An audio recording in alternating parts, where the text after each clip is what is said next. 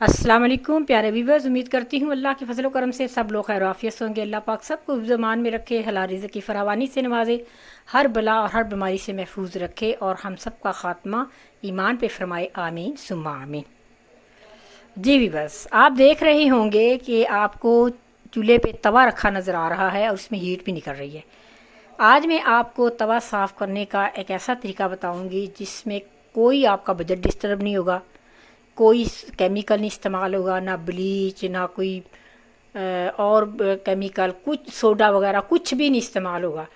आप ये देखें कि तवे को हमने 10 से 15 मिनट तेज़ आंच पे चूल्हे पे रखना है।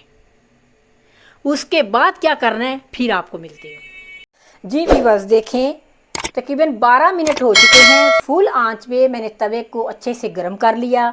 अब मैंने क्या करना है, ये मेरे पास है एक रफ़ नाइफ़, ठीक है, ये मैंने स्पेशल इसी काम के लिए रखी हुई है।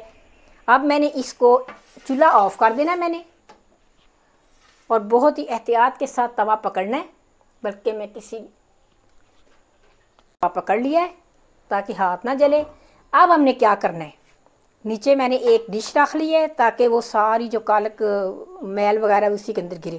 कैमरा आपको दिखा रहा होगा, ये देखें इसकी सारी, ये देखें इसकी सारी चिकनाई कितनी ज़बरदस्त, आसानी से, ना किसी केमिकल की ज़रूरत, ना किसी ब्लीच की ज़रूरत, ना कास्टिक सोडे की ज़रूरत। और आप कहेंगे आंटी कमाल कर दिया है आपने, इतनी ज़बरदस्त और इजी रेसिपी बता के।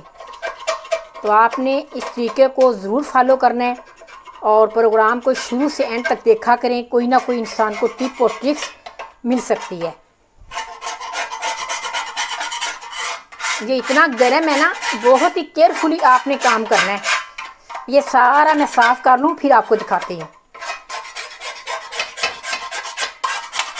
जैसे मैं आपको दिखाती हूँ, ये देखें इतनी ज़बरदस्त ये सारी चिकनाई उतर रही है। देखें ये 4 से 5 मिनट लगेंगे, ये सारी सफाई हो जाएगी इसकी। देखें व्यूअर, ये इतनी पुरानी इस पे वो लगी हुई थी, ऑयल सा जमा हुआ, आपकी वजह से मैंने धोया नहीं था काफ़ी अर्से से। मैंने कहा आपको मैं ये तरीका आपके साथ शेयर करूंगी। अब मैंने ये लोहे का वो जाली ली है स्टील की, और ऊपर ये लेमन मैक्स लगा हुआ साबुन है, ये साबुन धोने वाली जाली के साथ मैं ये धो रही हूँ। खूब अच्छी तरह इसको मैं करूँगी दबा के, तो फिर आपको दिखाऊँगी। ये तरीका मेरी एक बहुत ही प्यारी बहन थी, वफ़ात पा चुकी हैं, 20 साल पहले की बात है, तो उन्होंने मुझे ये तरीका बताया था। अल्लाह ताला उनकी बख्शिश करे, आप भी सीखा करें। हर बंदा सारी उम्र किसी न किसी से कुछ सीखता है और किसी न किसी को कुछ सिखाता है। ये बहुत आसान तरीका है, अपने बल्कि मिलने वालों के साथ शेयर भी करें ताकि किसी का बजट ना डिस्टर्ब हो। मैं ये धोने के बाद, अगर आपके पास लीमू है तो ऊपर लेमन अच्छी तरह लगा के धो लें, सिरका है तो हल्का सा सिरका लगा के धो लें, अगर नहीं है तो फिर भी कोई बात नहीं, लेकिन उससे ये है तवे में चमक आ जाएगी आपके। देखे भी माशाल्लाह इसकी सारी चिकनाई उतर गई है। अब मैं इसको लेमन लगाऊंगी ताकि इसमें चमक आ जाए। ये काला इसका ये रंग है, ये मैल नहीं है, मैल सारी हमारी उतर चुकी है इस साइडों से, इतनी इतनी मोटी जो लगी हुई थी। लेमन के साथ ये है कि इसमें चमक आएगी और थोड़ी बहुत और सफाई हो जाएगी। ये लोहे का रंग है पहले का, लेकिन आप खुद जज कीजिएगा कितना ज़बरदस्त ये हो गया है। आपने इस तरीके को ज़रूर अपनाना है, कमेंट्स में ज़रूर बताना है।